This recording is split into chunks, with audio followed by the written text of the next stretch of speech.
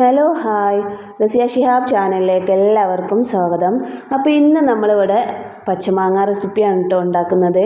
വളരെ ടേസ്റ്റോട് കൂടിയിട്ടുള്ള ഉണ്ടാക്കുന്ന ഈ പച്ചമാങ്ങ റെസിപ്പി എങ്ങനെ ഉണ്ടാക്കാൻ നോക്കാം. അപ്പോൾ അതിനായിട്ട് ഞാനിതാ ഇവിടെ 2 പച്ചമാങ്ങയാണ് എടുത്തിട്ടുള്ളത് കേട്ടോ. അപ്പോൾ അതിൻ്റെ തൊലിയൊക്കെ ഒന്ന് കളഞ്ഞെടുക്കുന്നുണ്ട്. ചെറുതായിട്ടൊരു മഞ്ഞ കളറ് വന്നിട്ടുണ്ട്.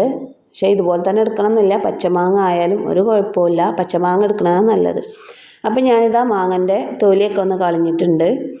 ഇതൊന്ന് കട്ട് ചെയ്യാം. അപ്പോൾ എങ്ങനെയാണ് കട്ട് ചെയ്യാന്ന് വെച്ചാൽ ഇതിൻ്റെ പകുതിയൊക്കെ ആക്കൂല മാങ്ങ, അതുപോലെ ചെയ്തെടുക്കാം. ഇതുപോലെ മാങ്ങ ചെയ്തെടുത്തിട്ട് നീളത്തിൽ കഷ്ണങ്ങളാക്കി എടുക്കലാണ്. അപ്പോൾ ഞാനതുപോലെ മാങ്ങൻ്റെ പകുതി എടുത്തിട്ടുണ്ട്. ഇതുപോലെ നീളത്തിലാണ് കട്ട് ചെയ്തിട്ടുള്ളത് കേട്ടോ. അപ്പോൾ ഇതുപോലെ കുറച്ച് കനത്തിലൊക്കെ കട്ട് ചെയ്തിട്ട് വേണം ചെയ്യാൻ. അപ്പോൾ ഞാനിതാ 2 മാങ്ങ അതുപോലെ ഒന്ന് കട്ട് ചെയ്തെടുത്തിട്ടുണ്ട്. ഇനി ഇവിടെ ഒരു പാത്രം എടുത്തിട്ടുണ്ട്, അതിലേക്ക് കുറച്ച് വെള്ളം ഒഴിക്കുന്നുണ്ട്. അപ്പോൾ നമ്മുടെ മാങ്ങ അതിലേക്ക് മുങ്ങാൻ ആവശ്യമായിട്ടുള്ള വെള്ളം ചേർത്ത് കൊടുക്കാം. അതിനുശേഷം ഇതിലേക്ക് 1 ടീസ്പൂൺ ഉപ്പ് ചേർത്ത് കൊടുക്കാം. ഇനി ഇതൊന്ന് മിക്സ് ചെയ്ത് കൊടുക്കാം. അതിനുശേഷം നമ്മൾ മാങ്ങ കട്ട് ചെയ്തതും കൂടെ ഇതിലേക്ക് ചേർത്ത് കൊടുക്കാം.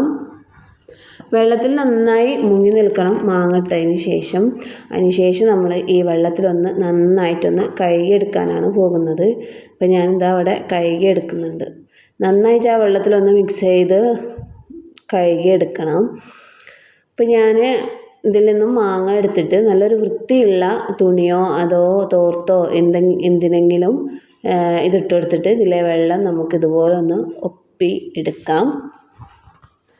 ഇപ്പം ഞാനിവിടെ വെള്ളമൊക്കെ നന്നായിട്ട് തുടച്ചെടുത്തിട്ടുണ്ട്. ഇനി നമ്മളൊരു പാത്രം അടുപ്പത്ത് വെച്ചിട്ടുണ്ട്. അതിലേക്ക് 2 ശർക്കര ആണ് കേട്ടോ, ആച്ചി ശർക്കര ആണ് എടുത്തിട്ടുള്ളത്. സാധാ ചക്കര ആയാലും കുഴപ്പമൊന്നുമില്ല. ഇനി ശർക്കര എടുത്തിട്ട് നമ്മളിതുപോലെ ഒന്ന് പൊടിച്ചിട്ട് ഇട്ട് കൊടുക്കാം. അതിന് ശേഷം ഇപ്പോൾ ഗ്യാസ് ഓൺ ചെയ്തിട്ടുണ്ട്. ഇനി ഇതൊന്ന് നന്നായിട്ടൊന്ന് തിളച്ച് വരണം. അപ്പോൾ ഞാനിതാ ഈ ശർക്കരയൊക്കെ ഒന്ന് ചൂടായി ഒന്ന് മിക്സ് ആക്കിയിട്ട് വരുന്നുണ്ട്. ഇതൊന്ന് മിക്സ് ചെയ്ത് കൊടുക്കാം. ഈ ശർക്കര നന്നായിട്ട് ഈ വെള്ളത്തിൽ അലിയണം. അപ്പോൾ ശർക്കരയ്ക്ക് പകരം നിങ്ങൾക്ക് പഞ്ചസാര വേണമെങ്കിലും ചേർത്ത് കൊടുക്കാം.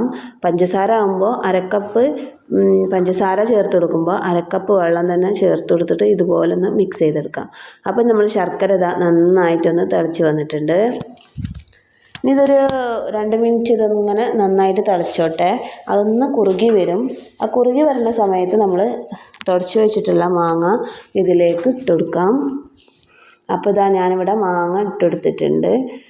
അതിനുശേഷം നന്നായിട്ടൊന്ന് മിക്സ് ചെയ്ത് കൊടുക്കാം. ആ വെള്ളത്തിൽ നന്നായിട്ടൊന്ന് മാങ്ങ മിക്സ് ചെയ്തെടുത്തതിന് ശേഷം ഇതൊന്ന് അടച്ച് കുറച്ചൊരു 5-10 മിനിറ്റ് ഇതൊന്ന് ചെറുതായിട്ടൊന്ന് വേവിച്ചെടുക്കാം. ചെറിയ തീയിലിട്ട് വേവിച്ചെടുത്താലും മതിയാവും.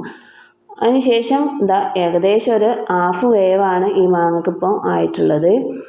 ഈ ഒരു സമയത്ത് ഇതിലേക്ക് ഒരു ചെറിയ കഷ്ണം ഇഞ്ചി ഞാൻ ചെറുതായി കട്ട് ചെയ്ത് ഇതിലേക്ക് ഇട്ട് കൊടുക്കുന്നുണ്ട്. അതിൻ്റെ കൂടെ തന്നെ 1/2 ടീസ്പൂൺ വറ്റൽമുളക് ചേർത്ത് കൊടുക്കാം. ഇനി ഇതൊന്ന് മിക്സ് ചെയ്ത് കൊടുക്കാം. അതുപോലെ തന്നെ മാങ്ങ ഒരു പകുതി വേവാണ് ആയിട്ടുള്ളത്. അപ്പോൾ അതിലും കുറച്ചും കൂടെ ഒന്ന് വേവിച്ചെടുക്കണം.